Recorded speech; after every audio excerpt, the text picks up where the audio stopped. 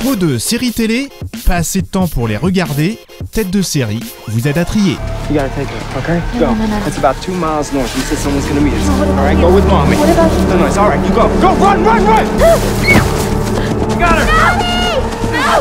Série phénomène du printemps aux États-Unis, The Handmaid's Tale, La Servante écarlate arrive en France sur OCS Max. Cette dystopie terrifiante nous plonge dans un proche futur où les femmes sont réduites en esclavage. Nos 4 critiques ont pu voir sa première saison. My name is Offred. I had another name. The Handmaid's Tale suit au plus près son héroïne, Offred, prisonnière et contrainte de procréer. La Servante écarlate est adaptée du roman The Handmaid's Tale de Margaret Atwood. La série se déroule dans un monde où le taux de fertilité des femmes a drastiquement chuté au point de mettre en danger la survie de l'espèce humaine.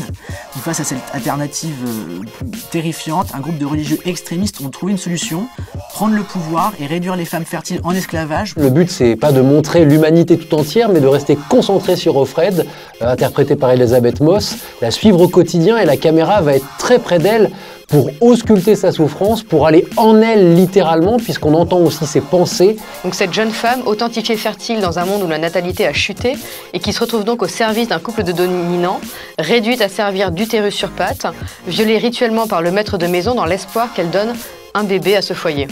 Whose fault was it, girls? Her fault. Her fault.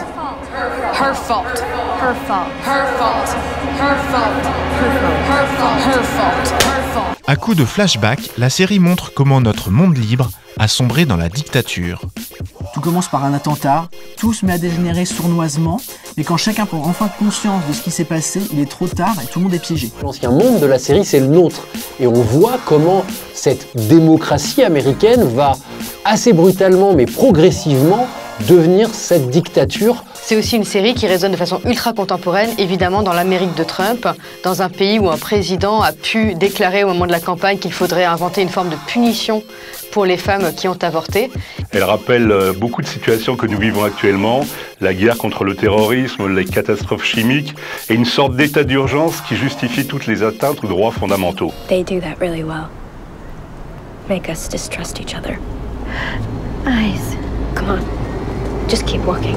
Offred survit dans l'espoir de retrouver sa famille. Son combat rappelle celui de nombreuses femmes autour du monde. C'est un monde où les femmes sont réduites au silence. Et donc on est d'autant plus captivé par la performance d'Elisabeth Moss, qui a très peu de dialogue. On est captivé par son visage, qui est capable de faire passer toutes les émotions et de passer en une seconde de l'effroi à l'ironie. L'héroïne, parfaitement interprétée par Elisabeth Moss, le résume ainsi. Quand ils ont massacré le Congrès, on ne s'est pas réveillé. Quand ils ont suspendu la Constitution, on ne s'est pas réveillé non plus. Et évidemment, lorsqu'on se réveille, il est trop tard. Le traitement des femmes qui est réservé garde une vraie résonance aujourd'hui, et notamment aux États-Unis, où on retrouve en ce moment ce qu'est la racine même de ce que montre la série. Les femmes au Congrès qui se font par exemple couper la parole sans cesse par leurs collègues masculins, ou ces lois qui diminuent le contrôle des femmes, que les femmes ont sur leur corps. C'est une série très sombre, très violente, qui est parfois insoutenable, mais où il y a une forme de lumière, qui est la lumière qui est à l'intérieur du personnage d'Offred, qui est la lumière qui sort de toutes ces femmes. Déjà favorite des prochaines cérémonies, The Handmaid's Tale mérite-t-elle sa réputation de série coup de poing? C'est l'heure du verdict de Tête de série. Une très grande série. C'est une des plus belles séries de cette saison américaine et c'est à ne surtout pas manquer. Probablement le choc de cette année. C'est une série aussi politiquement nécessaire que fictionnellement passionnante. C'est beau, c'est bien joué, mais c'est aussi oppressant que le monde que ça décrit. Ça pousse à la réflexion. Pour moi, tout y est.